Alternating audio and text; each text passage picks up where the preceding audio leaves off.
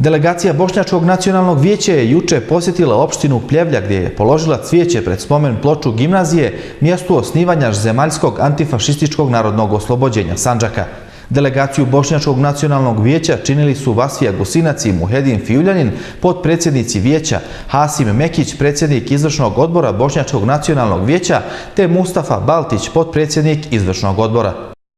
Bošnjačko nacionalno vijeće obilježavanju Dana Sandžaka pridaje veliku važnost jer je taj dan veoma važan za istoriju bošnjačkog naroda, rekao je potpredsjednik vijeća Muhedin Fijuljanin nakon polaganja cvijeća pred spomen ploču gimnazije, mjestu osnivanja Zemaljskog antifašističkog vijeća narodnog oslobođenja Sandžaka u Pljevljima.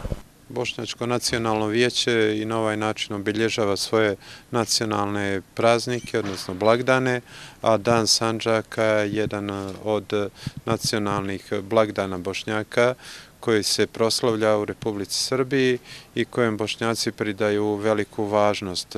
Antifašističko opredjeljenje i borba za demokratski savremene vrijednosti civilizacije je bilo stalno opredjeljenje Bošnjaka i tome u prilog Bošnjaci su jedan od svojih nacionalnih blagdana uzeli dan koji je veoma važan za historiju našeg naroda i proslavljaju ga danas kao dan Zavnosa, odnosno Dan Sandžaka na svim prostorima gdje žive Bošnjaci. Za nas je posebno značajan ovaj datum kada je osnovana narodna vlast 20.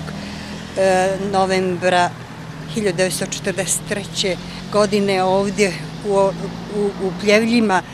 Znači, tada je osnovana, obnovljena autonomija Sandžaka, a posebno nam je važno zato što se Bošnjaci zalažu za autonomiju Sandžaka i ove demokratske vrijednosti antifašizma, regionalizma, saradnje i prekogranične saradnje.